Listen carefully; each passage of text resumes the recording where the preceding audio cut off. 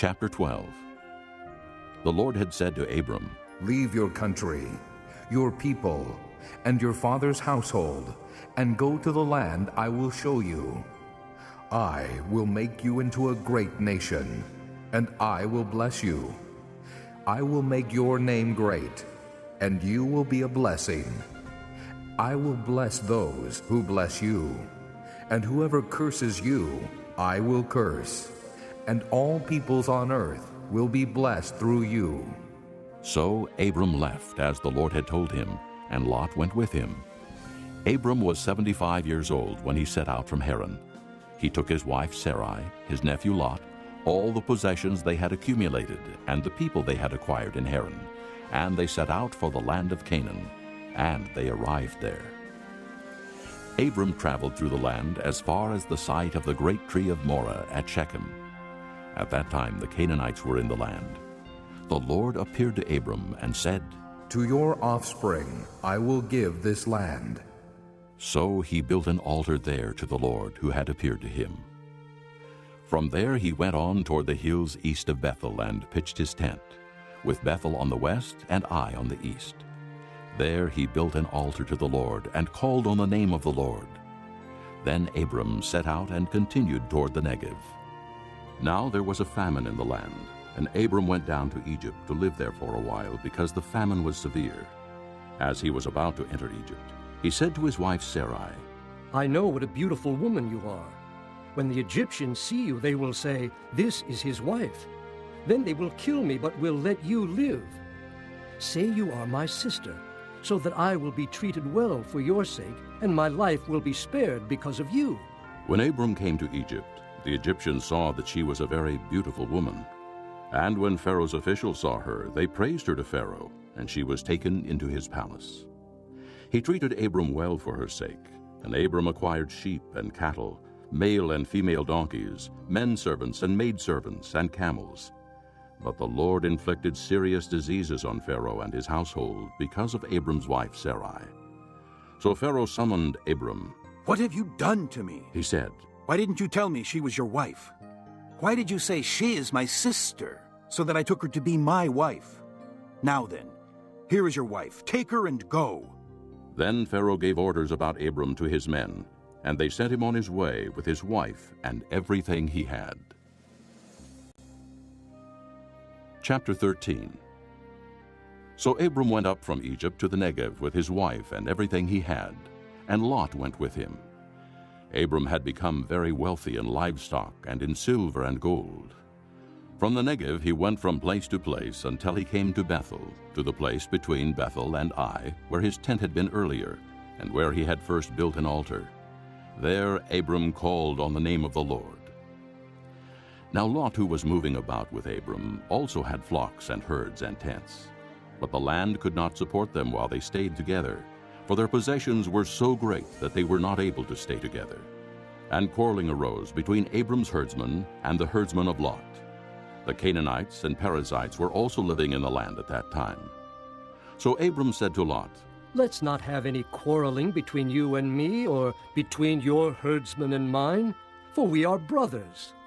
Is not the whole land before you? Let's part company. If you go to the left, I'll go to the right.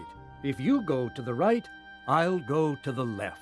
Lot looked up and saw that the whole plain of the Jordan was well watered, like the garden of the Lord, like the land of Egypt toward Zoar. This was before the Lord destroyed Sodom and Gomorrah. So Lot chose for himself the whole plain of the Jordan and set out toward the east. The two men parted company. Abram lived in the land of Canaan, while Lot lived among the cities of the plain and pitched his tents near Sodom. Now the men of Sodom were wicked and were sinning greatly against the Lord. The Lord said to Abram after Lot had parted from him, Lift up your eyes from where you are, and look north and south, east and west. All the land that you see, I will give to you and your offspring forever. I will make your offspring like the dust of the earth, so that if anyone could count the dust, then your offspring could be counted. Go, walk through the length and breadth of the land, for I am giving it to you. So Abram moved his tents and went to live near the great trees of Mamre at Hebron, where he built an altar to the Lord. Chapter 14. At this time, Amraphel, king of Shinar, Arioch, king of Elasar, Chedorlaomer, king of Elam, and Tidal, king of Goyim, went to war against Bera, king of Sodom, Birsha, king of Gomorrah, Shinab, king of Admah, Shemeber, king of Zeboim, and the king of Bela, that is Zoar. All these latter kings joined forces in the valley of Siddim, the Salt Sea. For 12 years they had been subject to Chedorlaomer, but in the 13th year they rebelled.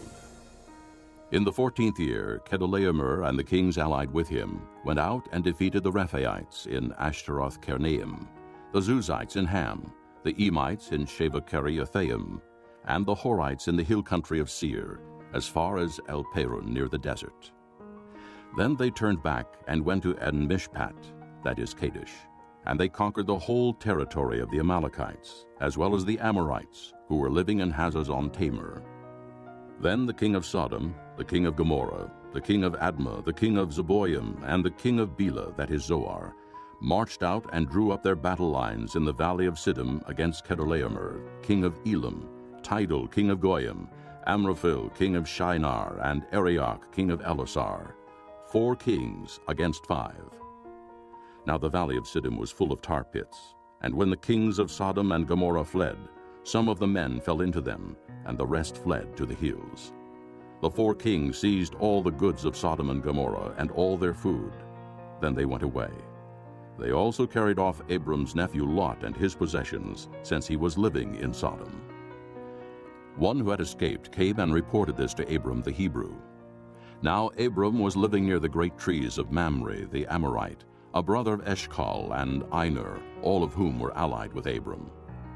When Abram heard that his relative had been taken captive, he called out the 318 trained men born in his household, and went in pursuit as far as Dan.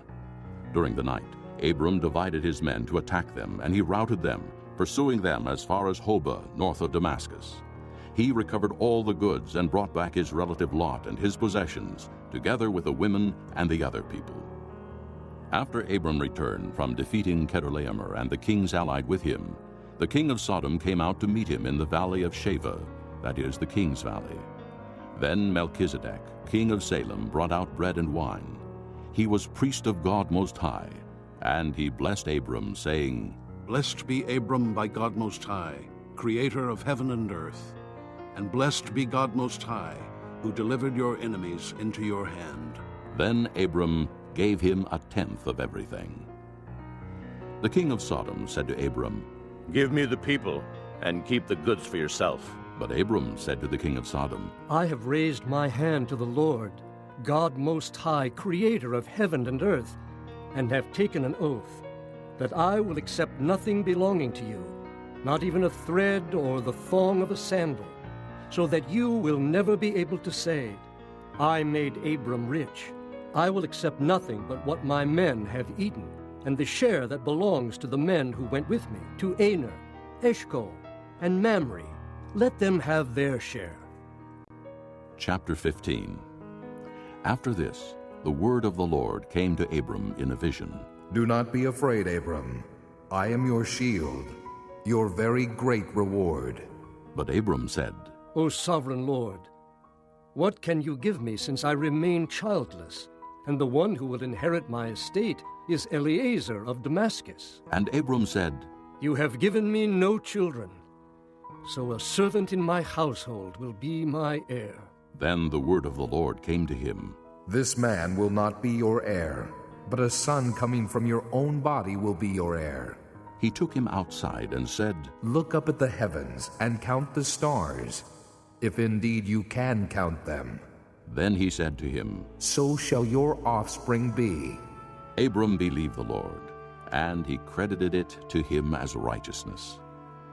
He also said to him, I am the Lord, who brought you out of Ur of the Chaldeans, to give you this land to take possession of it.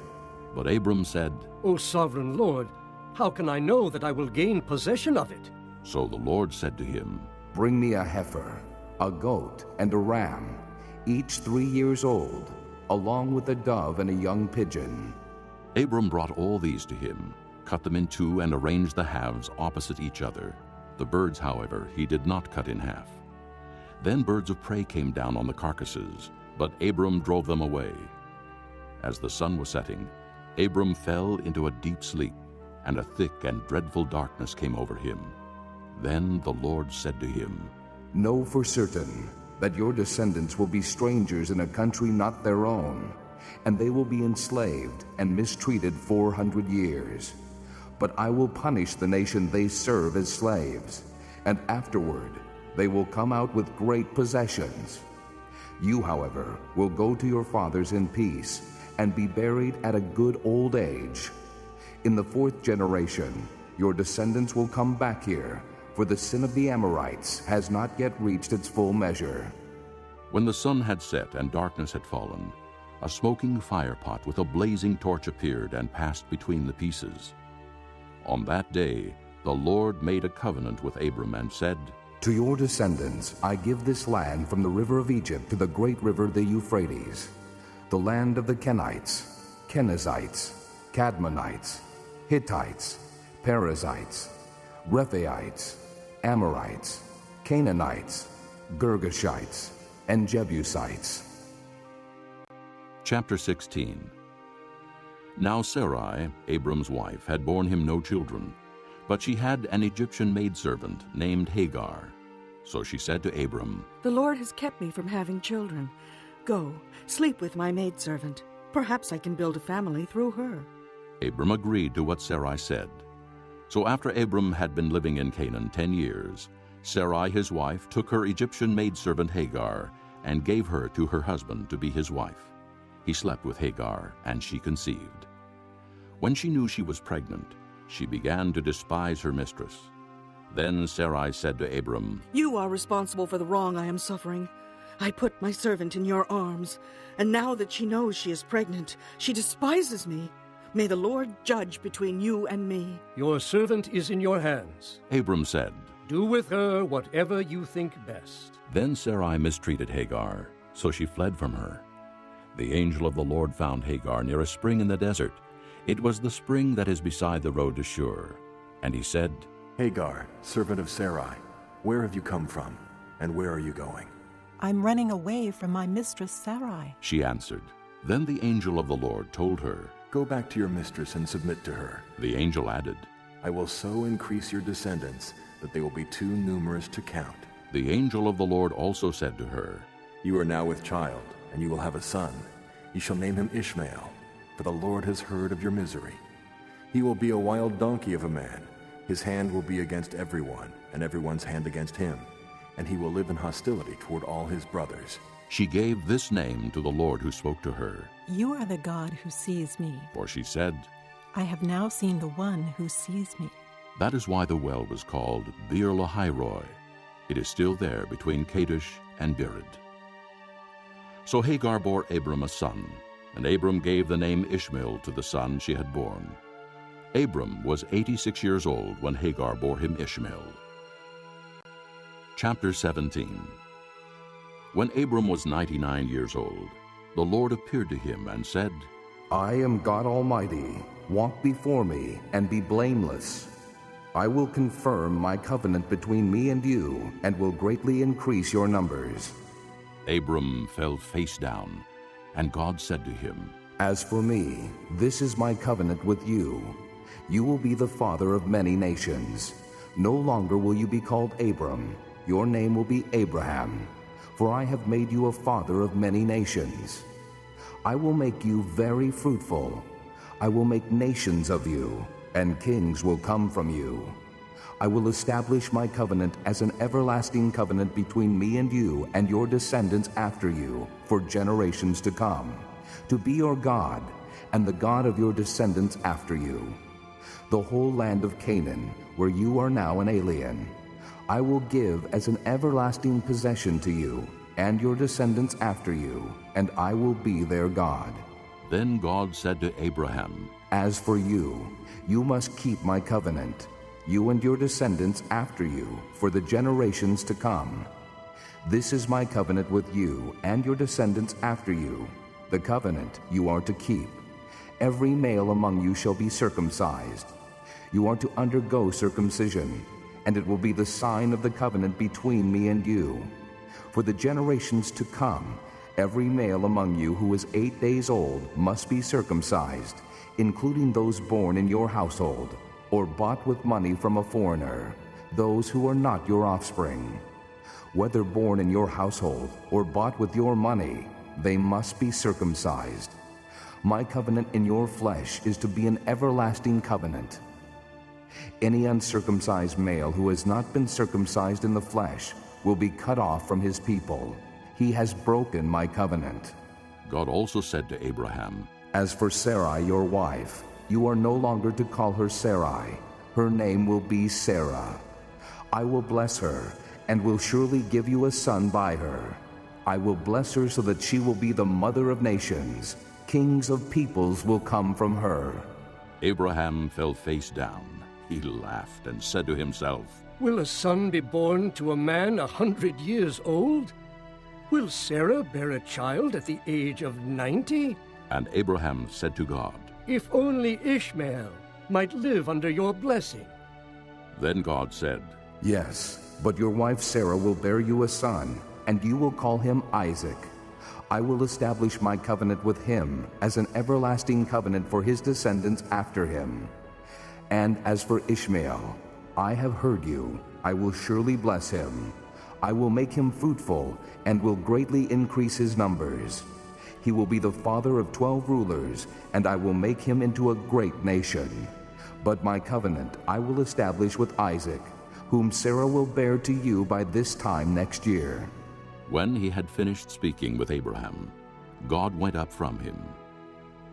On that very day, Abraham took his son Ishmael and all those born in his household, or bought with his money, every male in his household, and circumcised them as God told him. Abraham was 99 years old when he was circumcised, and his son Ishmael was 13. Abraham and his son Ishmael were both circumcised on that same day, and every male in Abraham's household, including those born in his household, or bought from a foreigner, was circumcised with him. Chapter 18.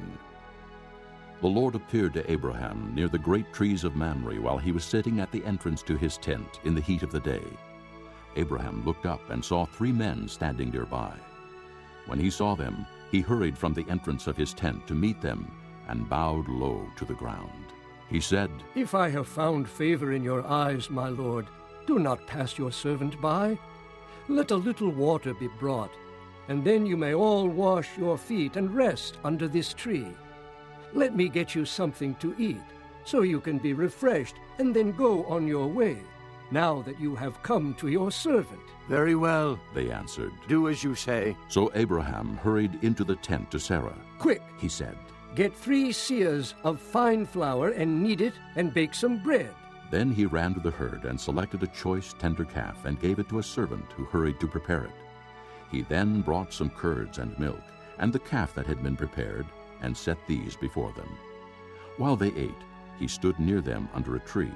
Where is your wife Sarah? They asked him. There, in the tent. He said. Then the Lord said, I will surely return to you about this time next year, and Sarah your wife will have a son. Now Sarah was listening at the entrance to the tent which was behind him. Abraham and Sarah were already old and well advanced in years, and Sarah was past the age of childbearing. So Sarah laughed to herself as she thought, After I am worn out and my master is old, will I now have this pleasure? Then the Lord said to Abraham, Why did Sarah laugh and say, Will I really have a child now that I am old? Is anything too hard for the Lord? I will return to you at the appointed time next year, and Sarah will have a son.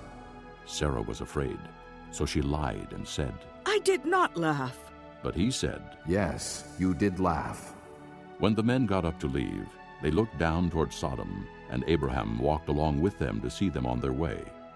Then the Lord said, Shall I hide from Abraham what I am about to do?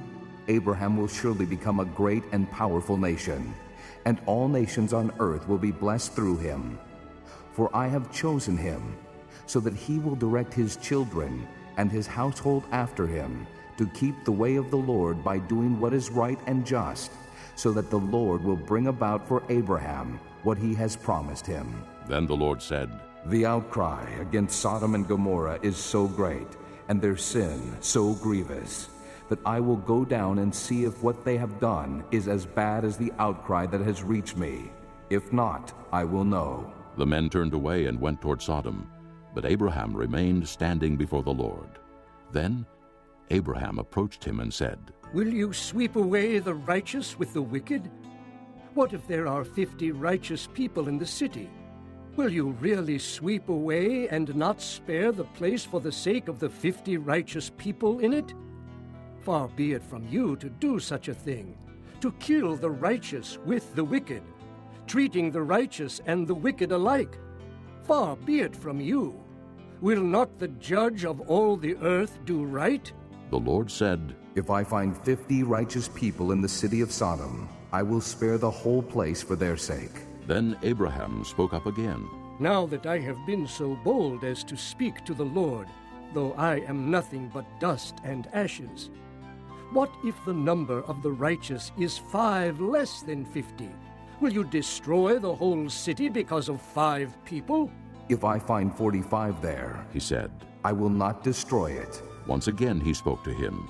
What if only 40 are found there? He said. For the sake of 40, I will not do it. Then he said, May the Lord not be angry, but let me speak. What if only 30 can be found there? He answered, I will not do it if I find 30 there. Abraham said, Now that I have been so bold as to speak to the Lord, what if only 20 can be found there? He said, For the sake of 20, I will not destroy it. Then he said, May the Lord not be angry, but let me speak just once more. What if only 10 can be found there? He answered, For the sake of 10, I will not destroy it. When the Lord had finished speaking with Abraham, he left, and Abraham returned home. Chapter 19. The 2 angels arrived at Sodom in the evening, and Lot was sitting in the gateway of the city. When he saw them, he got up to meet them and bowed down with his face to the ground. My lords, He said, please, turn aside to your servant's house. You can wash your feet and spend the night, and then go on your way early in the morning. No, they answered. we will spend the night in the square. But he insisted so strongly that they did go with him and entered his house. He prepared a meal for them, baking bread without yeast, and they ate. Before they had gone to bed, all the men from every part of the city of Sodom, both young and old, surrounded the house. They called to Lot. Where are the men who came to you tonight? Bring them out to us so that we can have sex with them. Lot went outside to meet them and shut the door behind him and said, No, my friends, don't do this wicked thing. Look, I have 2 daughters who have never slept with a man. Let me bring them out to you, and you can do what you like with them. But don't do anything to these men, for they have come under the protection of my roof. Get out of our way. They replied, and they said, This fellow came here as an alien, and now he wants to play the judge. We'll treat you worse than them. They kept bringing pressure on Lot and moved forward to break down the door. But the men inside reached out and pulled Lot back into the house and shut the door. Then they struck the men who were at the door of the house, young and old, with blindness, so that they could not find the door. The 2 men said to Lot, Do you have anyone else here? Sons-in-law, sons or daughters, or anyone else in this city who belongs to you? Get them out of here, because we are going to destroy this place. The outcry to the Lord against its people is so great that he has sent us to destroy it. So Lot went out and spoke to his sons-in-law, who were pledged to marry his daughters. He said, Hurry and get out of this place, because the Lord is about to destroy the city. But his sons-in-law thought he was joking. With the coming of dawn, the angels urged Lot, saying, Hurry, take your wife and your 2 daughters who are here, or you will be swept away when the city is punished. When he hesitated, the men grasped his hand and the hands of his wife and of his 2 daughters, and led them safely out of the city, for the Lord was merciful to them. As soon as they had brought them out, one of them said, Flee for your lives. Don't look back, and don't stop anywhere in the plain. Flee to the mountains, or you will be swept away. But Lot said to them, No, my lords, please. Your servant has found favor in your eyes, and you have shown great kindness to me in sparing my life. But I can't flee to the mountains. This disaster will overtake me, and I'll die. Look, here is a town near enough to run to, and it is small. Let me flee to it. It is very small, isn't it? Then my life will be spared." He said to him, "Very well. I will grant this request too. I will not overthrow the town you speak of, but flee there quickly, because I cannot do anything until you reach it." That is why the town was called Zoar. By the time Lot reached Zoar, the sun had risen over the land. Then the Lord rained down burning sulfur on Sodom and Gomorrah, from the Lord out of the heavens. Thus he overthrew those cities and the entire plain, including all those living in the cities, and also the vegetation in the land. But Lot's wife looked back, and she became a pillar of salt. Early the next morning, Abraham got up and returned to the place where he had stood before the Lord. He looked down toward Sodom and Gomorrah, toward all the land of the plain, and he saw dense smoke rising from the land, like smoke from a furnace. So when God destroyed the cities of the plain, he remembered Abraham, and he brought Lot out of the catastrophe that overthrew the cities where Lot had lived. Lot and his 2 daughters left Zoar and settled in the mountains, for he was afraid to stay in Zoar. He and his 2 daughters lived in a cave. One day the older daughter said to the younger, "Our father is old, and there is no man around here to lie with us, as is the custom all over the earth. Let's get our father to drink wine, and then lie with him, and preserve our family line through our father." That night they got their father to drink wine, and the older daughter went in and lay with him. He was not aware of it when she lay down or when she got up. The next day the older daughter said to the younger, "Last night I lay with my father. Let's get him to drink wine again tonight, and you go in and lie with him, so we can preserve our family line through our father." So they got their father to drink wine that night also, and the younger daughter went and lay with him. Again, he was not aware of it when she lay down or when she got up. So both of Lot's daughters became pregnant by their father. The older daughter had a son, and she named him Moab. He is the father of the Moabites of today. The younger daughter also had a son, and she named him Ben-Ammi. He is the father of the Ammonites of today.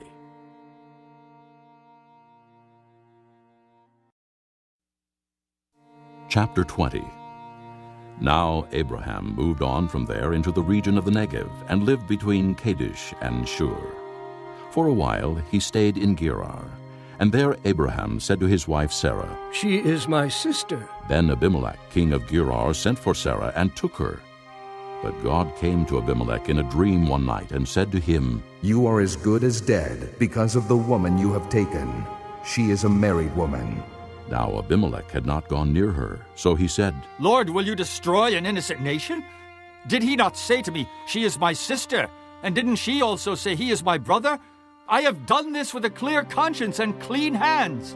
Then God said to him in the dream, "Yes, I know you did this with a clear conscience, and so I have kept you from sinning against me. That is why I did not let you touch her. Now, return the man's wife, for he is a prophet, and he will pray for you, and you will live. But if you do not return her, you may be sure that you and all yours will die." Early the next morning, Abimelech summoned all his officials, and when he told them all that had happened, they were very much afraid. Then Abimelech called Abraham in and said, "What have you done to us? How have I wronged you that you have brought such great guilt upon me and my kingdom? You have done things to me that should not be done." And Abimelech asked Abraham, "What was your reason for doing this?" Abraham replied, "I said to myself, 'There is surely no fear of God in this place, and they will kill me because of my wife. Besides, she really is my sister, the daughter of my father, though not of my mother, and she became my wife. And when God had me wander from my father's household, I said to her, This is how you can show your love to me. Everywhere we go, say of me, He is my brother.'" Then Abimelech brought sheep and cattle and male and female slaves, and gave them to Abraham, and he returned Sarah his wife to him. And Abimelech said, "My land is before you. Live wherever you like. To Sarah he said, I am giving your brother 1,000 shekels of silver. This is to cover the offense against you before all who are with you. You are completely vindicated. Then Abraham prayed to God, and God healed Abimelech, his wife, and his slave girls, so they could have children again. For the Lord had closed up every womb in Abimelech's household because of Abraham's wife Sarah. Chapter 21. Now the Lord was gracious to Sarah, as he had said, and the Lord did for Sarah what he had promised. Sarah became pregnant and bore a son to Abraham in his old age, at the very time God had promised him. Abraham gave the name Isaac to the son Sarah bore him. When his son Isaac was 8 days old, Abraham circumcised him as God commanded him. Abraham was 100 years old when his son Isaac was born to him. Sarah said, God has brought me laughter, and everyone who hears about this will laugh with me. And she added, Who would have said to Abraham that Sarah would nurse children? Yet I have borne him a son in his old age. The child grew and was weaned, and on the day Isaac was weaned, Abraham held a great feast. But Sarah saw that the son whom Hagar the Egyptian had borne to Abraham was mocking, and she said to Abraham, Get rid of that slave woman and her son, for that slave woman's son will never share in the inheritance with my son Isaac. The matter distressed Abraham greatly because it concerned his son. But God said to him, Do not be so distressed about the boy and your maidservant. Listen to whatever Sarah tells you, because it is through Isaac that your offspring will be reckoned. I will make the son of the maidservant into a nation also, because he is your offspring. Early the next morning, Abraham took some food and a skin of water and gave them to Hagar. He set them on her shoulders and then sent her off with the boy. She went on her way and wandered in the desert of Beersheba. When the water in the skin was gone, she put the boy under one of the bushes. Then she went off and sat down nearby, about a bow shot away, for she thought, I cannot watch the boy die. And as she sat there nearby, she began to sob. God heard the boy crying, and the angel of God called to Hagar from heaven and said to her, What is the matter, Hagar? Do not be afraid. God has heard the boy crying as he lies there. Lift the boy up and take him by the hand, for I will make him into a great nation. Then God opened her eyes, and she saw a well of water. So she went and filled the skin with water and gave the boy a drink. God was with the boy as he grew up. He lived in the desert and became an archer. While he was living in the desert of Paran, his mother got a wife for him from Egypt. At that time, Abimelech and Phicol, the commander of his forces, said to Abraham, God is with you in everything you do. Now swear to me here before God that you will not deal falsely with me or my children or my descendants. Show to me and the country where you are living as an alien the same kindness I have shown to you. Abraham said, I swear it. Then Abraham complained to Abimelech about a well of water that Abimelech's servants had seized. But Abimelech said, I don't know who has done this. You did not tell me, and I heard about it only today. So Abraham brought sheep and cattle and gave them to Abimelech, and the two men made a treaty. Abraham set apart 7 ewe lambs from the flock, and Abimelech asked Abraham, What is the meaning of these 7 ewe lambs you have set apart by themselves? He replied, Accept these 7 lambs from my hand, as a witness that I dug this well. So that place was called Beersheba, because the two men swore an oath there. After the treaty had been made at Beersheba, Abimelech and Phicol, the commander of his forces, returned to the land of the Philistines. Abraham planted a tamarisk tree in Beersheba, and there he called upon the name of the Lord, the eternal God. And Abraham stayed in the land of the Philistines for a long time. Chapter 22. Sometime later, God tested Abraham. He said to him, Abraham. Here I am, he replied. Then God said, Take your son, your only son, Isaac, whom you love, and go to the region of Moriah. Sacrifice him there as a burnt offering on one of the mountains I will tell you about. Early the next morning, Abraham got up and saddled his donkey. He took with him 2 of his servants and his son Isaac. When he had cut enough wood for the burnt offering, he set out for the place God had told him about. On the third day, Abraham looked up and saw the place in the distance. He said to his servants, "Stay here with the donkey while I and the boy go over there. We will worship, and then we will come back to you." Abraham took the wood for the burnt offering and placed it on his son Isaac, and he himself carried the fire and the knife. As the two of them went on together, Isaac spoke up and said to his father Abraham, "Father?" "Yes, my son?" Abraham replied. "The fire and wood are here, Isaac said. but where is the lamb for the burnt offering?" Abraham answered, "God himself will provide the lamb for the burnt offering, my son." And the two of them went on together. When they reached the place God had told him about, Abraham built an altar there and arranged the wood on it. He bound his son Isaac and laid him on the altar, on top of the wood. Then he reached out his hand and took the knife to slay his son. But the angel of the Lord called out to him from heaven, "Abraham, Abraham." "Here I am," he replied. "Do not lay a hand on the boy," he said. "Do not do anything to him. Now I know that you fear God, because you have not withheld from me your son, your only son." Abraham looked up, and there in a thicket he saw a ram caught by its horns. He went over and took the ram and sacrificed it as a burnt offering instead of his son.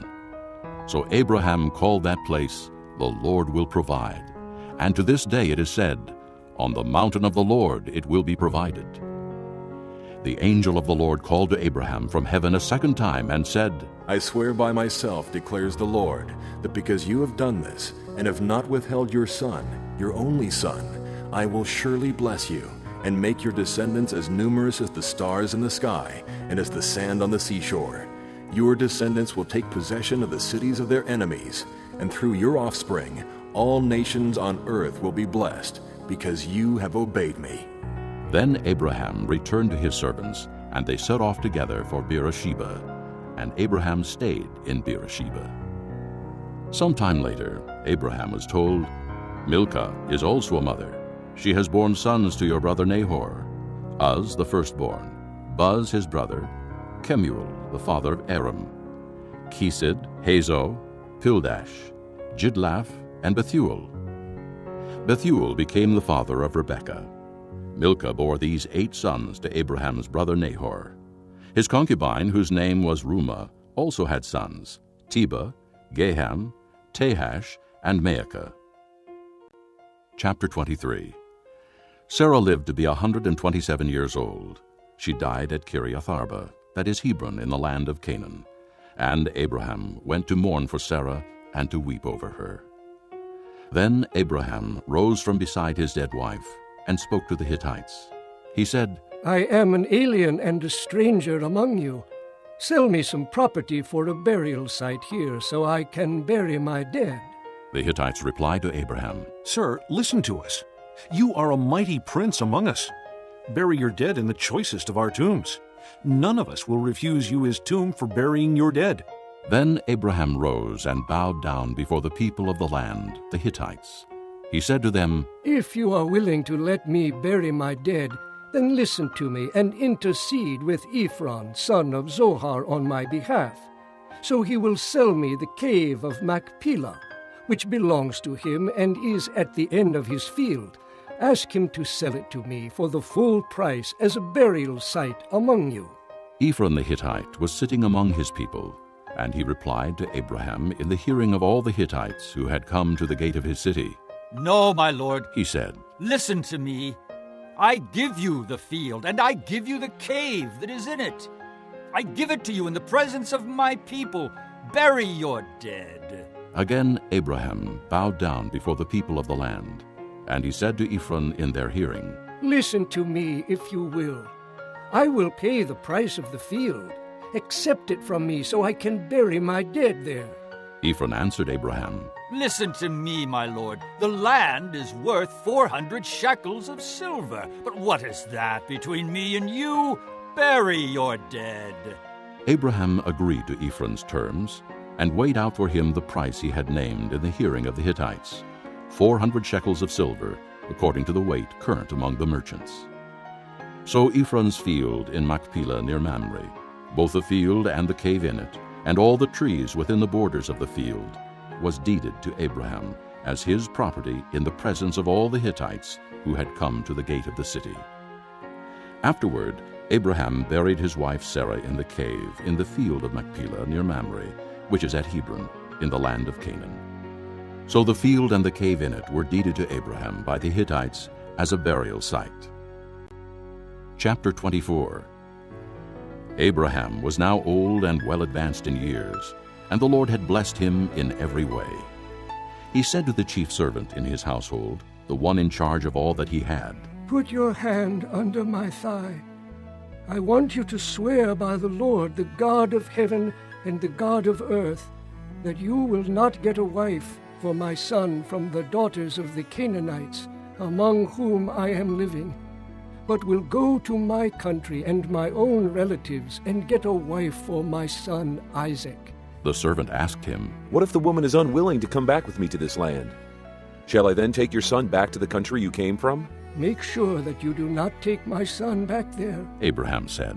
"The Lord, the God of heaven, who brought me out of my father's household and my native land, and who spoke to me and promised me on oath, saying, 'To your offspring I will give this land.'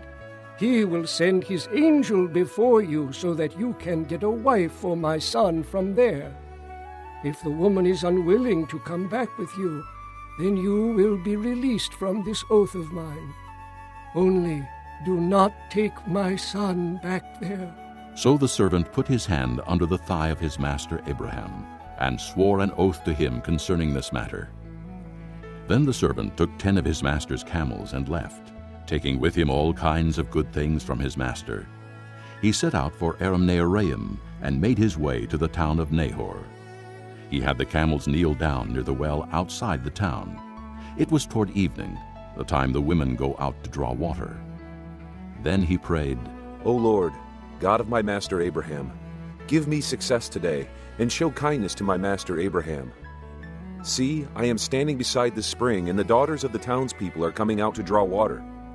May it be that when I say to a girl, 'Please let down your jar that I may have a drink,' and she says, 'Drink, and I'll water your camels too,' let her be the one you have chosen for your servant Isaac. By this I will know that you have shown kindness to my master." Before he had finished praying, Rebekah came out with her jar on her shoulder. She was the daughter of Bethuel, son of Milcah, who was the wife of Abraham's brother Nahor. The girl was very beautiful, a virgin. No man had ever lain with her. She went down to the spring, filled her jar, and came up again. The servant hurried to meet her and said, "Please give me a little water from your jar." "Drink, my lord," she said, and quickly lowered the jar to her hands and gave him a drink. After she had given him a drink, she said, "I'll draw water for your camels too, until they have finished drinking." So she quickly emptied her jar into the trough, ran back to the well to draw more water, and drew enough for all his camels. Without saying a word, the man watched her closely to learn whether or not the Lord had made his journey successful.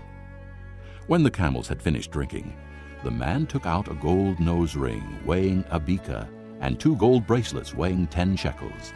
Then he asked, "Whose daughter are you? Please tell me, is there room in your father's house for us to spend the night?" She answered him, "I am the daughter of Bethuel, the son that Milcah bore to Nahor." And she added, "We have plenty of straw and fodder, as well as room for you to spend the night." Then the man bowed down and worshipped the Lord, saying, "Praise be to the Lord, the God of my master Abraham, who has not abandoned his kindness and faithfulness to my master. As for me, the Lord has led me on the journey to the house of my master's relatives." The girl ran and told her mother's household about these things. Now Rebekah had a brother named Laban, and he hurried out to the man at the spring. As soon as he had seen the nose ring and the bracelets on his sister's arms, and had heard Rebekah tell what the man said to her, he went out to the man and found him standing by the camels near the spring. "Come, you who are blessed by the Lord," he said. "Why are you standing out here? I have prepared the house and a place for the camels." So the man went to the house, and the camels were unloaded. Straw and fodder were brought for the camels, and water for him and his men to wash their feet. Then food was set before him. But he said, "I will not eat until I have told you what I have to say."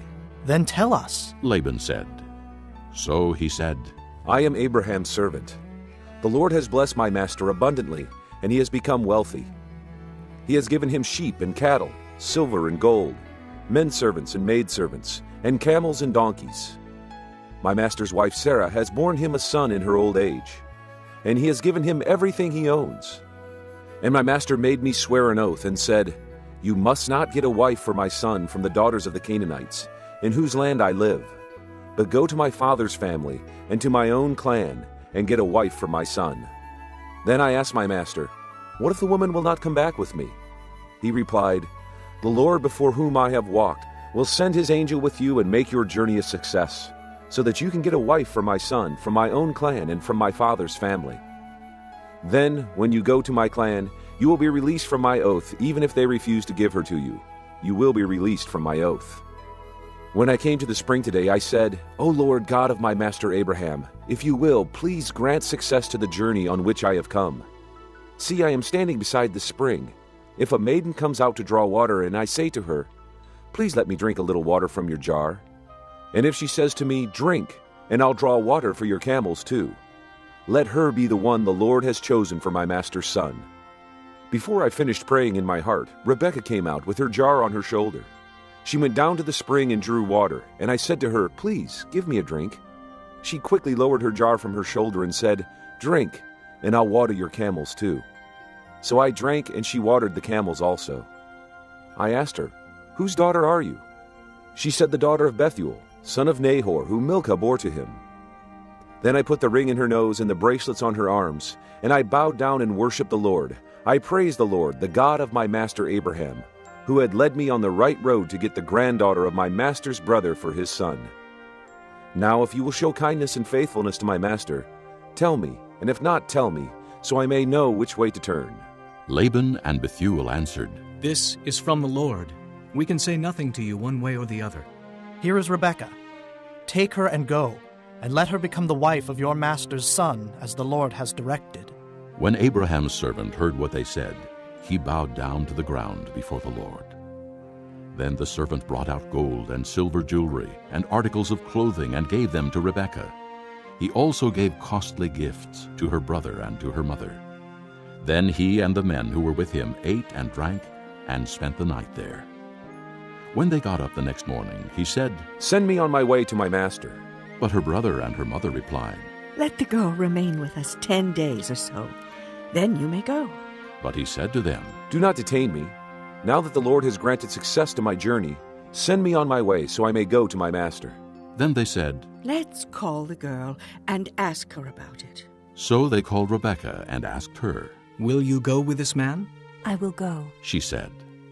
So they sent their sister Rebekah on her way, along with her nurse and Abraham's servant and his men. And they blessed Rebekah and said to her, "Our sister, may you increase to thousands upon thousands. May your offspring possess the gates of their enemies."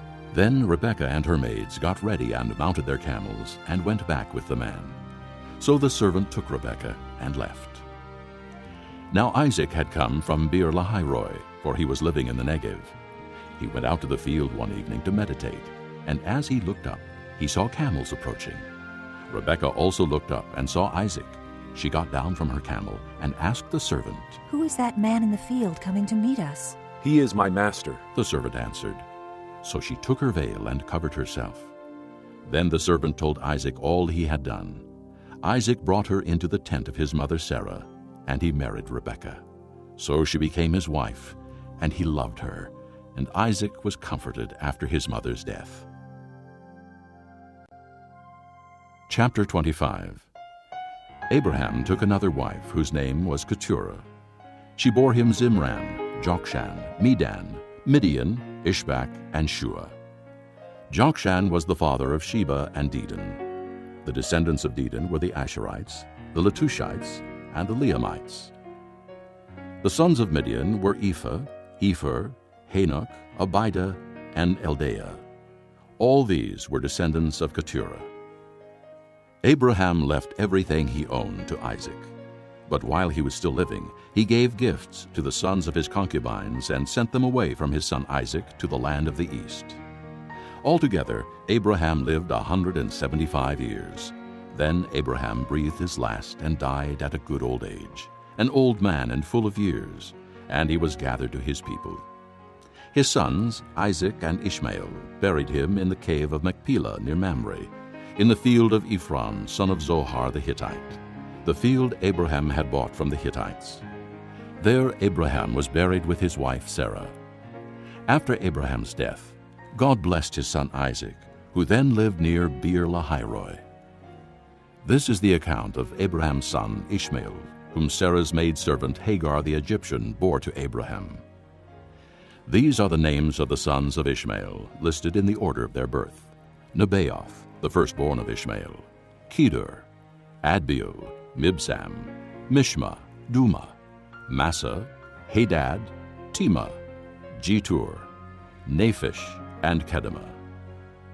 These were the sons of Ishmael, and these are the names of the 12 tribal rulers according to their settlements and camps. Altogether, Ishmael lived 137 years. He breathed his last and died, and he was gathered to his people. His descendants settled in the area from Havilah to Shur, near the border of Egypt, as you go toward Asher, and they lived in hostility toward all their brothers. This is the account of Abraham's son Isaac. Abraham became the father of Isaac, and Isaac was 40 years old when he married Rebekah, daughter of Bethuel the Aramean, from Paddan Aram, the sister of Laban the Aramean. Isaac prayed to the Lord on behalf of his wife, because she was barren.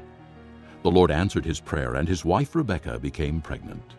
The babies jostled each other within her, and she said, "Why is this happening to me?" So she went to inquire of the Lord. The Lord said to her, 2 nations are in your womb, and 2 peoples from within you will be separated. 1 people will be stronger than the other, and the older will serve the younger. When the time came for her to give birth, there were twin boys in her womb. The first to come out was red, and his whole body was like a hairy garment. So they named him Esau. After this, his brother came out with his hand grasping Esau's heel. So he was named Jacob. Isaac was 60 years old when Rebekah gave birth to them. The boys grew up, and Esau became a skillful hunter, a man of the open country, while Jacob was a quiet man, staying among the tents. Isaac, who had a taste for wild game, loved Esau, but Rebekah loved Jacob. Once when Jacob was cooking some stew, Esau came in from the open country, famished. He said to Jacob, "Quick, let me have some of that red stew. I'm famished." That is why he was also called Edom. Jacob replied, "First, sell me your birthright." "Look, I am about to die." Esau said, "What good is the birthright to me?" But Jacob said, "Swear to me first." So he swore an oath to him, selling his birthright to Jacob. Then Jacob gave Esau some bread and some lentil stew. He ate and drank, and then got up and left. So Esau despised his birthright. Chapter 26. Now there was a famine in the land, besides the earlier famine of Abraham's time. And Isaac went to Abimelech, king of the Philistines, in Gerar. The Lord appeared to Isaac and said, "Do not go down to Egypt. Live in the land where I tell you to live. Stay in this land for a while, and I will be with you and will bless you.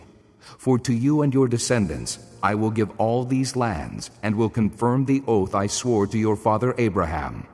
I will make your descendants as numerous as the stars in the sky, and will give them all these lands.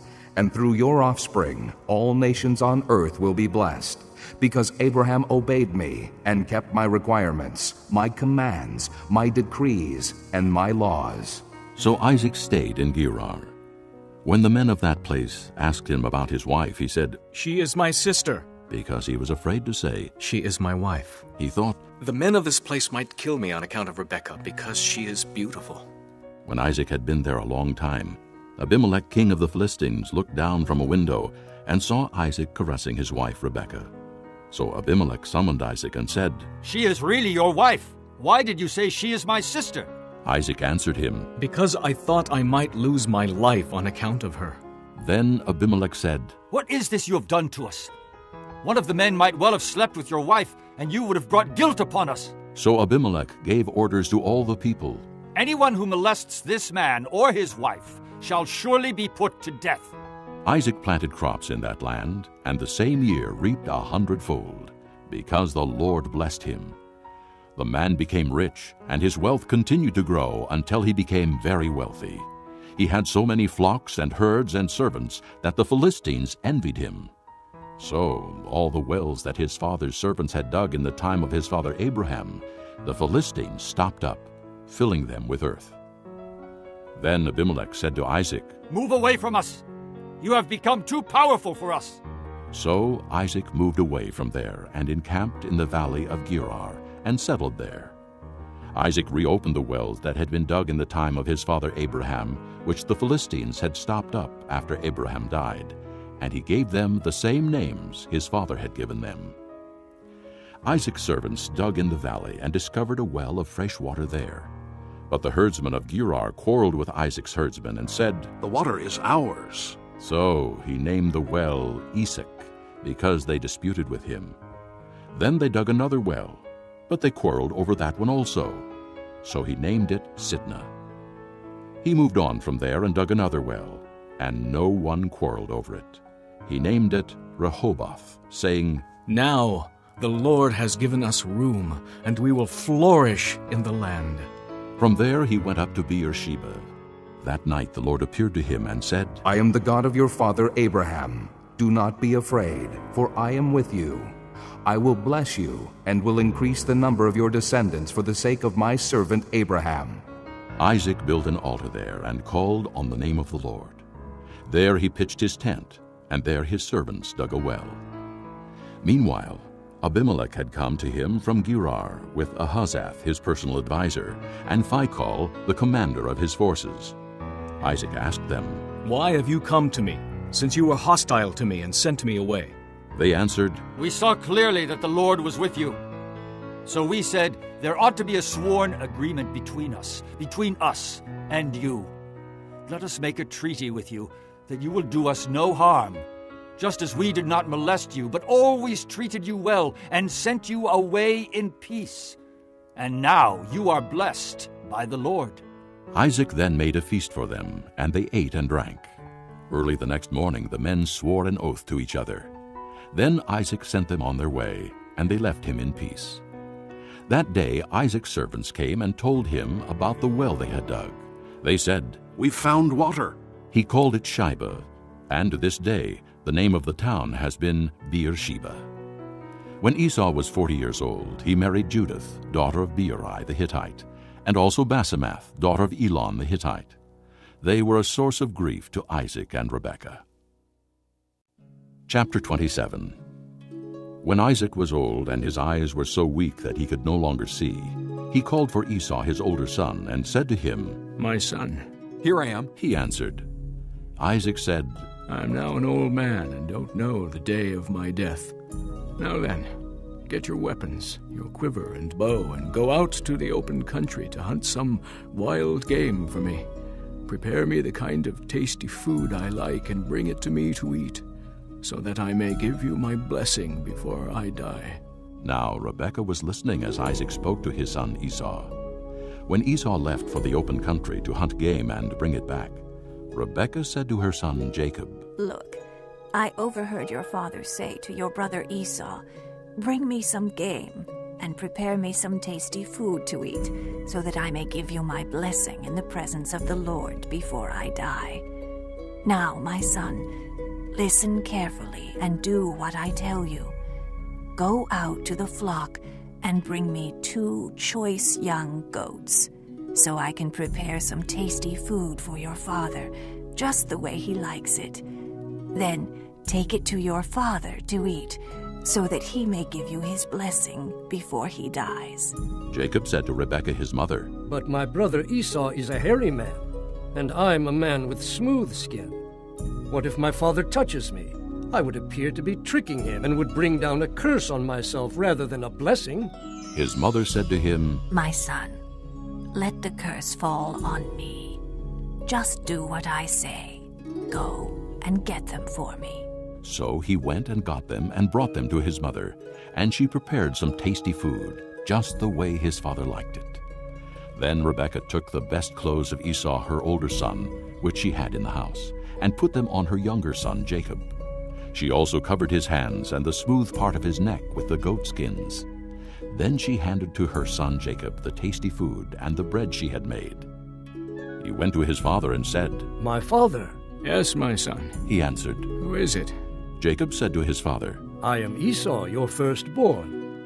I have done as you told me. Please sit up and eat some of my game so that you may give me your blessing." Isaac asked his son, "How did you find it so quickly, my son?" "The Lord your God gave me success," he replied. Then Isaac said to Jacob, "Come near so I can touch you, my son, to know whether you really are my son Esau or not." Jacob went close to his father Isaac, who touched him and said, "The voice is the voice of Jacob, but the hands are the hands of Esau." He did not recognize him, for his hands were hairy like those of his brother Esau. So he blessed him. "Are you really my son, Esau?" he asked. "I am," he replied.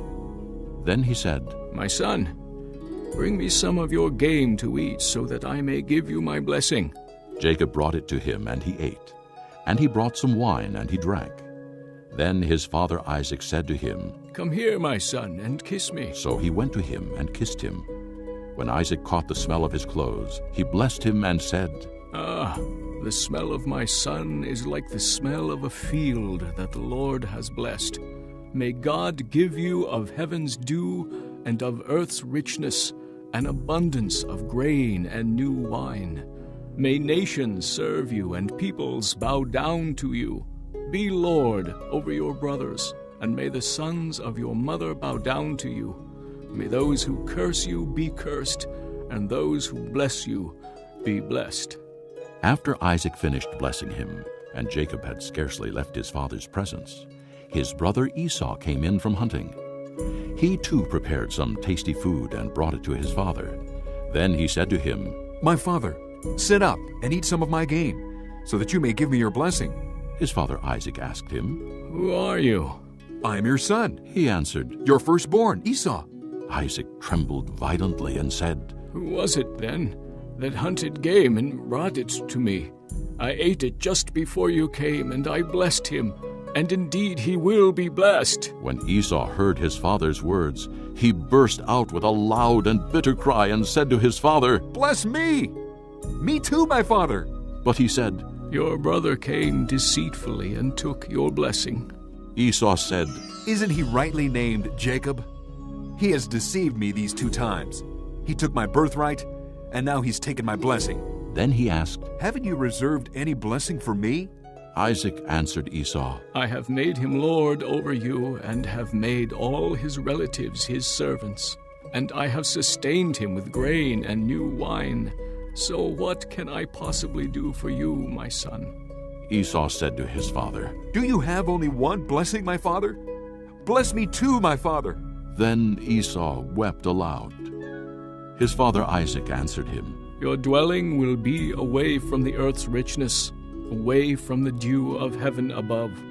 You will live by the sword, and you will serve your brother. But when you grow restless, you will throw his yoke from off your neck."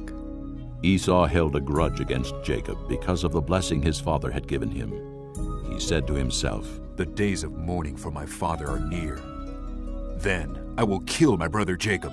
When Rebekah was told what her older son Esau had said, she sent for her younger son Jacob and said to him, "Your brother Esau is consoling himself with the thought of killing you. Now then, my son, do what I say. Flee at once to my brother Laban in Haran. Stay with him for a while until your brother's fury subsides. When your brother is no longer angry with you and forgets what you did to him, I'll send word for you to come back from there. Why should I lose both of you in one day?" Then Rebekah said to Isaac, "I'm disgusted with living because of these Hittite women. If Jacob takes a wife from among the women of this land, from Hittite women like these, my life will not be worth living." Chapter 28. So Isaac called for Jacob and blessed him, and commanded him, "Do not marry a Canaanite woman. Go at once to Paddan Aram, to the house of your mother's father Bethuel. Take a wife for yourself there from among the daughters of Laban, your mother's brother. May God Almighty bless you and make you fruitful and increase your numbers until you become a community of peoples. May he give you and your descendants the blessing given to Abraham, so that you may take possession of the land where you now live as an alien, the land God gave to Abraham." Then Isaac sent Jacob on his way, and he went to Paddan Aram, to Laban, son of Bethuel the Aramean, the brother of Rebekah, who was the mother of Jacob and Esau. Now Esau learned that Isaac had blessed Jacob, and had sent him to Paddan Aram to take a wife from there, and that when he blessed him, he commanded him, "Do not marry a Canaanite woman." and that Jacob had obeyed his father and mother, and had gone to Paddan Aram. Esau then realized how displeasing the Canaanite women were to his father Isaac. So he went to Ishmael, and married Mahalath, the sister of Nebaioth, and daughter of Ishmael, son of Abraham, in addition to the wives he already had. Jacob left Beersheba and set out for Haran. When he reached a certain place, he stopped for the night because the sun had set. Taking one of the stones there, he put it under his head and lay down to sleep. He had a dream in which he saw a stairway resting on the earth, with its top reaching to heaven, and the angels of God were ascending and descending on it. There above it stood the Lord, and he said, "I am the Lord, the God of your father Abraham, and the God of Isaac. I will give you and your descendants the land on which you are lying. Your descendants will be like the dust of the earth, and you will spread out to the west and to the east, to the north and to the south. All peoples on earth will be blessed through you and your offspring. I am with you and will watch over you wherever you go, and I will bring you back to this land. I will not leave you until I have done what I have promised you." When Jacob awoke from his sleep, he thought, "Surely the Lord is in this place, and I was not aware of it." He was afraid and said, "How awesome is this place! This is none other than the house of God. This is the gate of heaven." Early the next morning, Jacob took the stone he had placed under his head and set it up as a pillar and poured oil on top of it. He called that place Bethel, though the city used to be called Luz. Then Jacob made a vow, saying, "If God will be with me and will watch over me on this journey I am taking, and will give me food to eat and clothes to wear, so that I return safely to my father's house, then the Lord will be my God, and this stone that I have set up as a pillar will be God's house. And of all that you give me, I will give you a tenth." Chapter 29. Then Jacob continued on his journey and came to the land of the eastern peoples. There he saw a well in the field, with 3 flocks of sheep lying near it, because the flocks were watered from that well. The stone over the mouth of the well was large. When all the flocks were gathered there, the shepherds would roll the stone away from the well's mouth and water the sheep. Then they would return the stone to its place over the mouth of the well. Jacob asked the shepherds, "My brothers, where are you from?" "We're from Haran," they replied. He said to them, "Do you know Laban, Nahor's grandson?" "Yes, we know him," they answered. Then Jacob asked them, "Is he well?" "Yes, he is," they said. "And here comes his daughter Rachel with the sheep." "Look," he said, "the sun is still high. It is not time for the flocks to be gathered. Water the sheep and take them back to pasture." "We can't," they replied, "until all the flocks are gathered and the stone has been rolled away from the mouth of the well. Then we will water the sheep." While he was still talking with them, Rachel came with her father's sheep, for she was a shepherdess. When Jacob saw Rachel, daughter of Laban, his mother's brother, and Laban's sheep, he went over and rolled the stone away from the mouth of the well and watered his uncle's sheep. Then Jacob kissed Rachel and began to weep aloud. He had told Rachel that he was a relative of her father and a son of Rebekah. So she ran and told her father. As soon as Laban heard the news about Jacob, his sister's son, he hurried to meet him. He embraced him and kissed him and brought him to his home. And there Jacob told him all these things. Then Laban said to him, "You are my own flesh and blood." After Jacob had stayed with him for a whole month, Laban said to him, "Just because you are a relative of mine, should you work for me for nothing? Tell me what your wages should be." Now Laban had 2 daughters. The name of the older was Leah, and the name of the younger was Rachel. Leah had weak eyes, but Rachel was lovely in form and beautiful. Jacob was in love with Rachel and said, I'll work for you 7 years in return for your younger daughter Rachel. Laban said, It's better that I give her to you than to some other man. Stay here with me. So Jacob served 7 years to get Rachel, but they seemed like only a few days to him because of his love for her. Then Jacob said to Laban, Give me my wife. My time is completed, and I want to lie with her. So Laban brought together all the people of the place and gave a feast. But when evening came, he took his daughter Leah and gave her to Jacob, and Jacob lay with her. And Laban gave his servant girl Zilpah to his daughter as her maidservant. When morning came, there was Leah. So Jacob said to Laban, What is this you have done to me? I served you for Rachel, didn't I? Why have you deceived me? Laban replied, It is not our custom here to give the younger daughter in marriage before the older one. Finish this daughter's bridal week. Then we will give you the younger one also, in return for another 7 years of work. And Jacob did so. He finished the week with Leah, and then Laban gave him his daughter Rachel to be his wife. Laban gave his servant girl Bilhah to his daughter Rachel as her maidservant. Jacob lay with Rachel also, and he loved Rachel more than Leah, and he worked for Laban another 7 years. When the Lord saw that Leah was not loved, he opened her womb, but Rachel was barren. Leah became pregnant and gave birth to a son. She named him Reuben, for she said, It is because the Lord has seen my misery. Surely my husband will love me now. She conceived again, and when she gave birth to a son, she said, Because the Lord heard that I am not loved, he gave me this one too. So she named him Simeon. Again she conceived, and when she gave birth to a son, she said, Now at last my husband will become attached to me, because I have borne him 3 sons. So he was named Levi. She conceived again, and when she gave birth to a son, she said, This time I will praise the Lord. So she named him Judah. Then she stopped having children. Chapter 30. When Rachel saw that she was not bearing Jacob any children, she became jealous of her sister. So she said to Jacob, Give me children, or I'll die.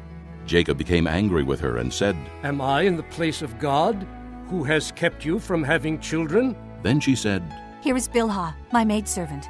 Sleep with her so that she can bear children for me, and that through her I too can build a family. So she gave him her servant Bilhah as a wife. Jacob slept with her, and she became pregnant and bore him a son. Then Rachel said, God has vindicated me. He has listened to my plea and given me a son. Because of this, she named him Dan. Rachel's servant Bilhah conceived again and bore Jacob a second son. Then Rachel said, I have had a great struggle with my sister, and I have won. So she named him Naphtali. When Leah saw that she had stopped having children, she took her maidservant Zilpah and gave her to Jacob as a wife. Leah's servant Zilpah bore Jacob a son. Then Leah said, What good fortune! So she named him Gad. Leah's servant Zilpah bore Jacob a second son. Then Leah said, How happy I am! The women will call me happy. So she named him Asher. During wheat harvest, Reuben went out into the fields and found some mandrake plants, which he brought to his mother Leah. Rachel said to Leah, Please give me some of your son's mandrakes. But she said to her, Wasn't it enough you took away my husband? Will you take my son's mandrakes too? Very well. Rachel said, He can sleep with you tonight in return for your son's mandrakes. So when Jacob came in from the fields that evening, Leah went out to meet him. You must sleep with me, She said. I have hired you with my son's mandrakes. So he slept with her that night. God listened to Leah, and she became pregnant and bore Jacob a 5th son. Then Leah said, God has rewarded me for giving my maidservant to my husband. So she named him Issachar. Leah conceived again and bore Jacob a 6th son. Then Leah said, God has presented me with a precious gift. This time my husband will treat me with honor, because I have borne him 6 sons. So she named him Zebulun. Sometime later she gave birth to a daughter and named her Dinah. Then God remembered Rachel. He listened to her and opened her womb. She became pregnant and gave birth to a son and said, God has taken away my disgrace. She named him Joseph and said, May the Lord add to me another son. After Rachel gave birth to Joseph, Jacob said to Laban, Send me on my way so I can go back to my own homeland. Give me my wives and children for whom I have served you, and I will be on my way. You know how much work I've done for you. But Laban said to him, If I have found favor in your eyes, please stay. I have learned by divination that the Lord has blessed me because of you. He added, Name your wages, and I will pay them. Jacob said to him, You know how I have worked for you, and how your livestock has fared under my care. The little you had before I came has increased greatly, and the Lord has blessed you wherever I have been. But now, when may I do something for my own household? What shall I give you? He asked. Don't give me anything, Jacob replied. But if you will do this one thing for me, I will go on tending your flocks and watching over them. Let me go through all your flocks today, and remove from them every speckled or spotted sheep, every dark-colored lamb, and every spotted or speckled goat. They will be my wages, and my honesty will testify for me in the future whenever you check on the wages you have paid me. Any goat in my possession that is not speckled or spotted, or any lamb that is not dark-colored, will be considered stolen. Agreed, said Laban. Let it be as you have said. That same day he removed all the male goats that were streaked or spotted, and all the speckled or spotted female goats, all that had white on them, and all the dark-colored lambs, and he placed them in the care of his sons. Then he put a 3-day journey between himself and Jacob, while Jacob continued to tend the rest of Laban's flocks. Jacob, however, took fresh-cut branches from poplar, almond, and plane trees, and made white stripes on them by peeling the bark and exposing the white inner wood of the branches. Then he placed the peeled branches in all the watering troughs, so that they would be directly in front of the flocks when they came to drink. When the flocks were in heat and came to drink, they mated in front of the branches, and they bore young that were streaked or speckled or spotted. Jacob set apart the young of the flock by themselves, but made the rest face the streaked and dark-colored animals that belonged to Laban. Thus he made separate flocks for himself, and did not put them with Laban's animals. Whenever the stronger females were in heat, Jacob would place the branches in the troughs in front of the animals, so they would mate near the branches. But if the animals were weak, he would not place them there. So the weak animals went to Laban, and the strong ones to Jacob. In this way the man grew exceedingly prosperous, and came to own large flocks, and maidservants, and men-servants, and camels, and donkeys. Chapter 31. Jacob heard that Laban's sons were saying, Jacob has taken everything our father owned and has gained all this wealth from what belonged to our father. And Jacob noticed that Laban's attitude toward him was not what it had been. Then the Lord said to Jacob, Go back to the land of your fathers, and to your relatives, and I will be with you. So Jacob sent word to Rachel and Leah to come out to the fields where his flocks were. He said to them, I see that your father's attitude towards me is not what it was before, but the God of my father has been with me.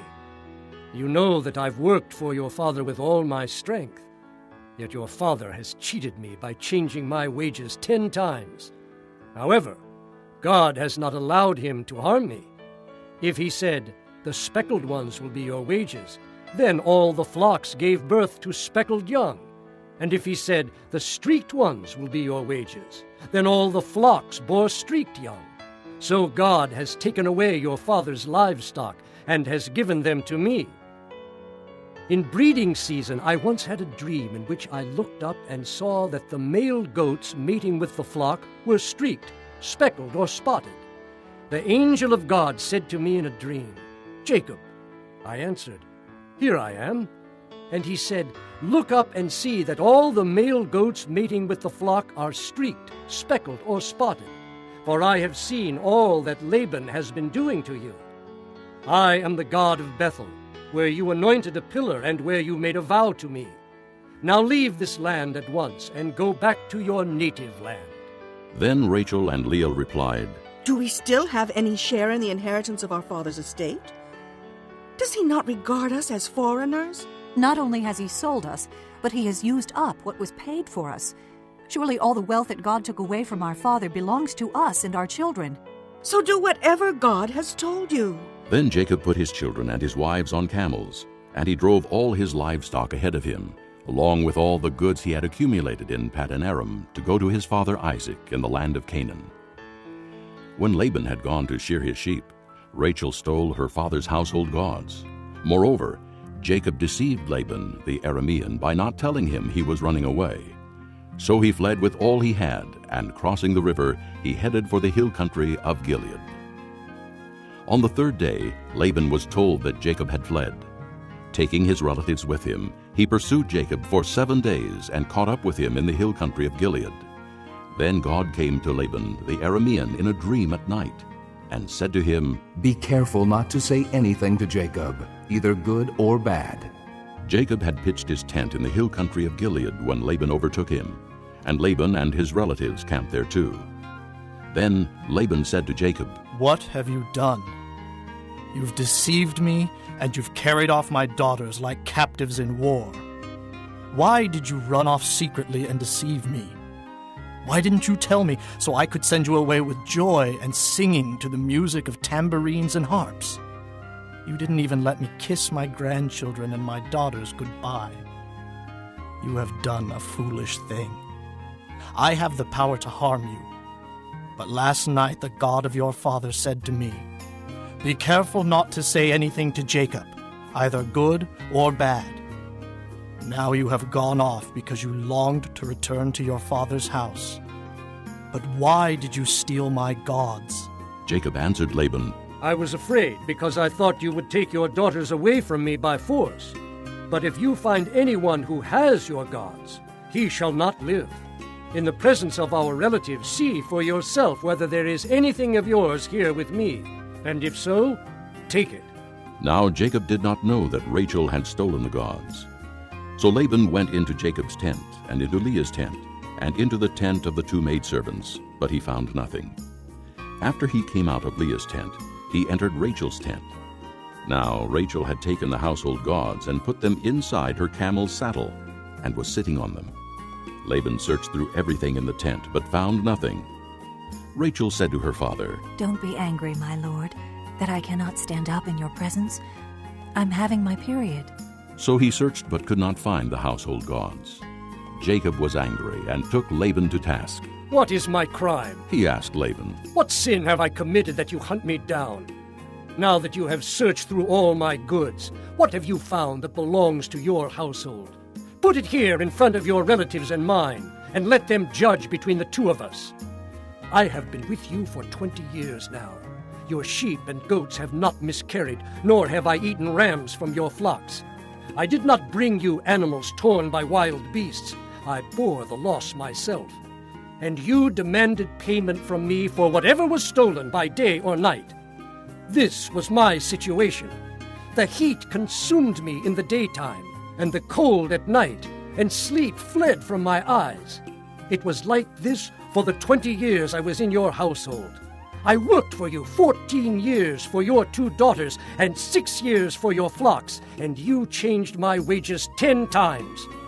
If the God of my father, the God of Abraham, and the fear of Isaac had not been with me, you would surely have sent me away empty-handed. But God has seen my hardship and the toil of my hands, and last night he rebuked you." Laban answered Jacob, "The women are my daughters, the children are my children, and the flocks are my flocks. All you see is mine. Yet what can I do today about these daughters of mine, or about the children they have borne? Come now, let's make a covenant, you and I, and let it serve as a witness between us." So Jacob took a stone and set it up as a pillar. He said to his relatives, "Gather some stones." So they took stones and piled them in a heap, and they ate there by the heap. Laban called it Jegar-Sahadutha, and Jacob called it Gilead. Laban said, "This heap is a witness between you and me today." That is why it was called Gilead. It was also called Mizpah, because he said, "May the Lord keep watch between you and me when we are away from each other. If you mistreat my daughters, or if you take any wives besides my daughters, even though no one is with us, remember that God is a witness between you and me." Laban also said to Jacob, "Here is this heap, And here is this pillar I have set up between you and me. This heap is a witness, and this pillar is a witness, that I will not go past this heap to your side to harm you, and that you will not go past this heap and pillar to my side to harm me. May the God of Abraham and the God of Nahor, the God of their father, judge between us." So Jacob took an oath in the name of the fear of his father Isaac. He offered a sacrifice there in the hill country and invited his relatives to a meal. After they had eaten, they spent the night there. Early the next morning, Laban kissed his grandchildren and his daughters and blessed them. Then he left and returned home. Chapter 32. Jacob also went on his way, and the angels of God met him. When Jacob saw them, he said, "This is the camp of God." So he named that place Mahanaim. Jacob sent messengers ahead of him to his brother Esau in the land of Seir, the country of Edom. He instructed them, "This is what you are to say to my master Esau. Your servant Jacob says, I have been staying with Laban and have remained there till now. I have cattle and donkeys, sheep and goats, men servants and maid servants. Now I am sending this message to my lord, that I may find favor in your eyes."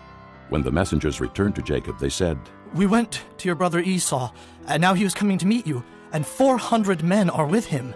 In great fear and distress, Jacob divided the people who were with him into 2 groups, and the flocks and herds and camels as well. He thought, "If Esau comes and attacks one group, the group that is left may escape." Then Jacob prayed, "O God of my father Abraham, God of my father Isaac, O Lord, who said to me, 'Go back to your country and your relatives, and I will make you prosper.' I am unworthy of all the kindness and faithfulness you have shown your servant. I had only my staff when I crossed this Jordan, but now I have become 2 groups. Save me, I pray, from the hand of my brother Esau, for I am afraid he will come and attack me, and also the mothers with their children. But you have said, I will surely make you prosper, and will make your descendants like the sand of the sea, which cannot be counted." He spent the night there, and from what he had with him he selected a gift for his brother Esau, 200 female goats and 20 male goats, 200 ewes and 20 rams, 30 female camels with their young, 40 cows and 10 bulls, and 20 female donkeys and 10 male donkeys. He put them in the care of his servants, each herd by itself, and said to his servants, "Go ahead of me, and keep some space between the herds." He instructed the one in the lead, "When my brother Esau meets you and asks, 'To whom do you belong, and where are you going, and who owns all these animals in front of you?' then you are to say, 'They belong to your servant Jacob. They are a gift sent to my lord Esau, and he is coming behind us.'" He also instructed the second, the third, and all the others who followed the herds. "You are to say the same thing to Esau when you meet him, and be sure to say, 'Your servant Jacob is coming behind us.'" For he thought, "I will pacify him with these gifts I am sending on ahead. Later, when I see him, perhaps he will receive me." So Jacob's gifts went on ahead of him, but he himself spent the night in the camp. That night Jacob got up and took his 2 wives, his 2 maidservants, and his 11 sons, and crossed the ford of the Jabbok.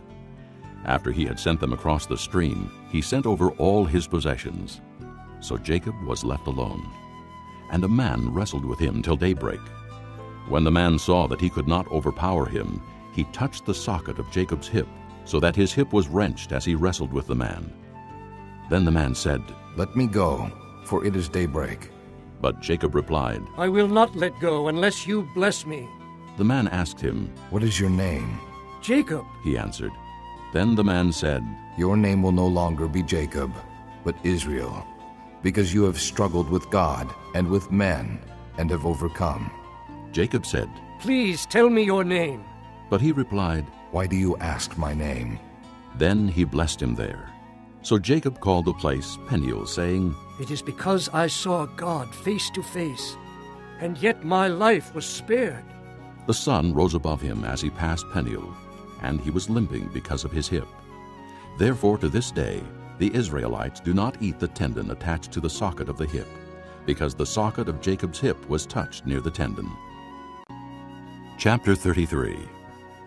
Jacob looked up, and there was Esau coming with his 400 men. So he divided the children among Leah, Rachel, and the 2 maidservants. He put the maidservants and their children in front, Leah and her children next, and Rachel and Joseph in the rear. He himself went on ahead and bowed down to the ground 7 times as he approached his brother. But Esau ran to meet Jacob and embraced him. He threw his arms around his neck and kissed him, and they wept. Then Esau looked up and saw the women and children. "Who are these with you?" he asked. Jacob answered, "They are the children God has graciously given your servant." Then the maidservants and their children approached and bowed down. Next, Leah and her children came and bowed down. Last of all came Joseph and Rachel, and they too bowed down. Esau asked, "What do you mean by all these droves I met?" "To find favor in your eyes, my lord," he said. But Esau said, "I already have plenty, my brother. Keep what you have for yourself." "No, please," said Jacob. "If I have found favor in your eyes, accept this gift from me. For to see your face is like seeing the face of God. Now that you have received me favorably, please accept the present that was brought to you. For God has been gracious to me, and I have all I need." And because Jacob insisted, Esau accepted it. Then Esau said, "Let us be on our way. I'll accompany you." But Jacob said to him, "My lord knows that the children are tender, and that I must care for the ewes and cows that are nursing their young.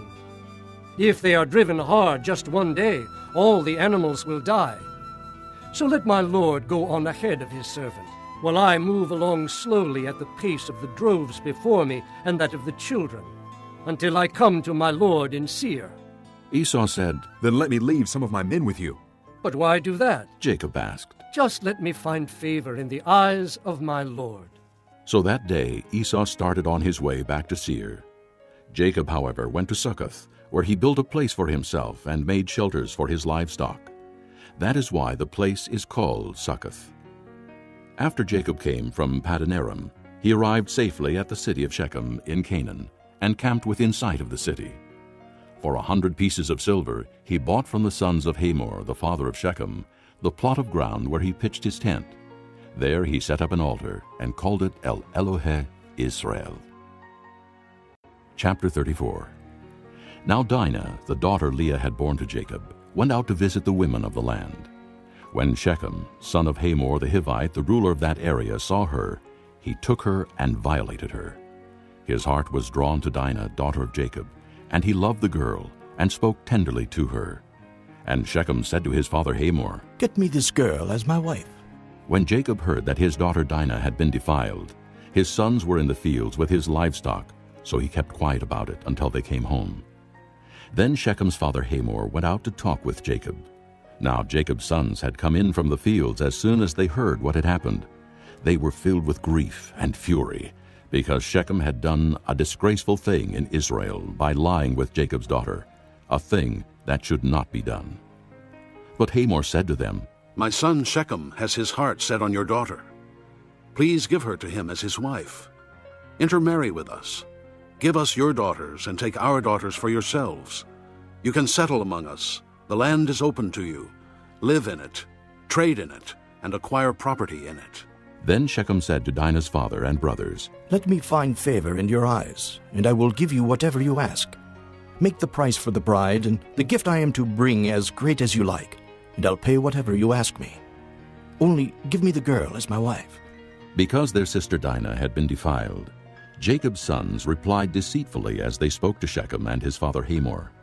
They said to them, "We can't do such a thing. We can't give our sister to a man who is not circumcised.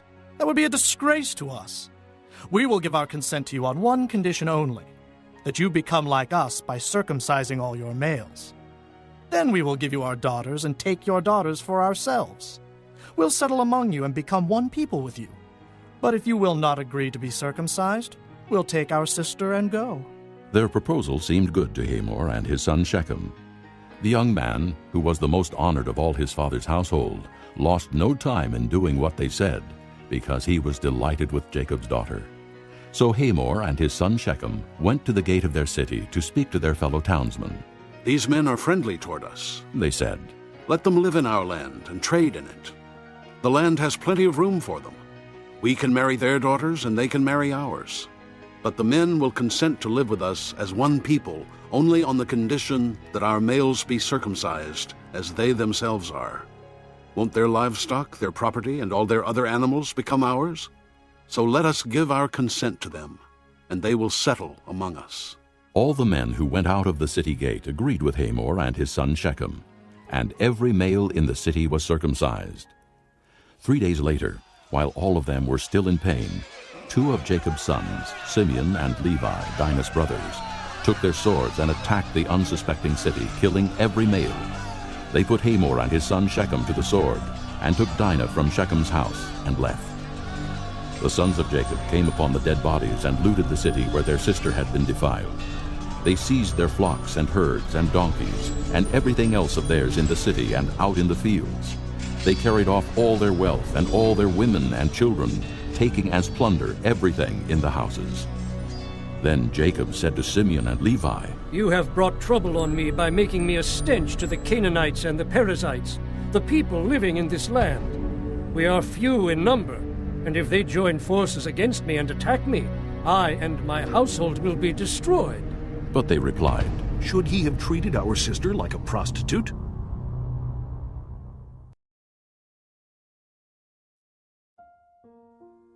Chapter 35. Then God said to Jacob, "Go up to Bethel and settle there, and build an altar there to God, who appeared to you when you were fleeing from your brother Esau." So Jacob said to his household and to all who were with him, "Get rid of the foreign gods you have with you, and purify yourselves and change your clothes. Then come, let us go up to Bethel, where I will build an altar to God, who answered me in the day of my distress, and who has been with me wherever I have gone." So they gave Jacob all the foreign gods they had and the rings in their ears, and Jacob buried them under the oak at Shechem. Then they set out, and the terror of God fell upon the towns all around them, so that no one pursued them. Jacob and all the people with him came to Luz, that is Bethel, in the land of Canaan. There he built an altar, and he called the place El Bethel, because it was there that God revealed himself to him when he was fleeing from his brother. Now Deborah, Rebekah's nurse, died, and was buried under the oak below Bethel. So it was named Allon-Bacuth. After Jacob returned from Paddan Aram, God appeared to him again and blessed him. God said to him, "Your name is Jacob, but you will no longer be called Jacob. Your name will be Israel." So he named him Israel. And God said to him, "I am God Almighty. Be fruitful and increase in number. A nation and a community of nations will come from you, and kings will come from your body. The land I gave to Abraham and Isaac I also give to you, and I will give this land to your descendants after you." Then God went up from him at the place where he had talked with him. Jacob set up a stone pillar at the place where God had talked with him, and he poured out a drink offering on it. He also poured oil on it. Jacob called the place where God had talked with him Bethel. Then they moved on from Bethel. While they were still some distance from Ephrath, Rachel began to give birth and had great difficulty. And as she was having great difficulty in childbirth, the midwife said to her, "Don't be afraid, for you have another son." As she breathed her last, for she was dying, she named her son Benoni, but his father named him Benjamin. So Rachel died and was buried on the way to Ephrath, that is Bethlehem. Over her tomb Jacob set up a pillar, and to this day that pillar marks Rachel's tomb. Israel moved on again and pitched his tent beyond Migdal-Eder. While Israel was living in that region, Reuben went in and slept with his father's concubine Bilhah, and Israel heard of it. Jacob had 12 sons, the sons of Leah, Reuben, the firstborn of Jacob, Simeon, Levi, Judah, Issachar, and Zebulun. The sons of Rachel, Joseph and Benjamin. The sons of Rachel's maidservant Bilhah, Dan, and Naphtali. The sons of Leah's maidservant Zilpah, Gad, and Asher. These were the sons of Jacob, who were born to him in Paddan-aram. Jacob came home to his father Isaac in Mamre, near Kiriath-arba, that is Hebron, where Abraham and Isaac had stayed. Isaac lived 180 years. Then he breathed his last and died, and was gathered to his people, old and full of years, and his sons Esau and Jacob buried him. Chapter 36. This is the account of Esau, that is Edom. Esau took his wives from the women of Canaan, Adah, daughter of Elon the Hittite, and Oholibamah, daughter of Anah, and granddaughter of Zibeon the Hivite. Also Basemath, daughter of Ishmael, and sister of Nebaioth. Adah bore Eliphaz to Esau. Basemath bore Reuel, and Oholibamah bore Jeush, Jalem, and Korah. These were the sons of Esau, who were born to him in Canaan. Esau took his wives and sons and daughters, and all the members of his household, as well as his livestock, and all his other animals, and all the goods he had acquired in Canaan, and moved to a land some distance from his brother Jacob. Their possessions were too great for them to remain together. The land where they were staying could not support them both because of their livestock. So Esau, that is Edom, settled in the hill country of Seir. This is the account of Esau, the father of the Edomites in the hill country of Seir. These are the names of Esau's sons: Eliphaz, the son of Esau's wife Adah, and Reuel, the son of Esau's wife Basemath. The sons of Eliphaz: Teman, Omar, Zepho, Gatam, and Kenaz. Esau's son Eliphaz also had a concubine named Timnah, who bore him Amalek. These were grandsons of Esau's wife Adah. The sons of Reuel: Nahath, Zerah, Shammah, and Mizah. These were grandsons of Esau's wife Basemath. The sons of Esau's wife Oholibamah, daughter of Anah, and granddaughter of Zibeon, whom she bore to Esau: Jeush, Jalem, and Korah. These were the chiefs among Esau's descendants, the sons of Eliphaz, the firstborn of Esau: chiefs Teman, Omar, Zepho, Kenaz, Korah, Gatam, and Amalek. These were the chiefs descended from Eliphaz in Edom. They were grandsons of Adah. The sons of Esau's son Reuel: chiefs Nahath, Zerah, Shammah, and Mizah. These were the chiefs descended from Reuel in Edom. They were grandsons of Esau's wife Basemath. The sons of Esau's wife Oholibamah: chiefs Jeush, Jalem, and Korah. These were the chiefs descended from Esau's wife Oholibamah, daughter of Anah. These were the sons of Esau, that is Edom, and these were their chiefs. These were the sons of Seir the Horite, who were living in the region: Lotan, Shobal, Zibeon, Anah, Dishon, Ezer, and Dishan. These sons of Seir in Edom were Horite chiefs. The sons of Lotan: Horai and Homam. Timnah was Lotan's sister. The sons of Shobal: Alvan, Manahath, Ebal, Shepho, and Onam. The sons of Zibeon: Aya and Anah. This is the Anah who discovered the hot springs in the desert while he was grazing the donkeys of his father Zibeon. The children of Anah: Dishon and Oholibamah, daughter of Anah. The sons of Dishon: Hemdan, Eshban, Ithran, and Kiran. The sons of Ezer: Bilhan, Zaavan, and Achan. The sons of Dishan: Uz and Aran. These were the Horite chiefs: Lotan, Shobal, Zibeon, Anah, Dishon, Ezer, and Dishan.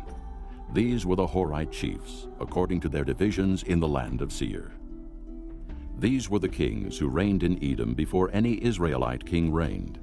Bela, son of Beor, became king of Edom. His city was named Dinhabah.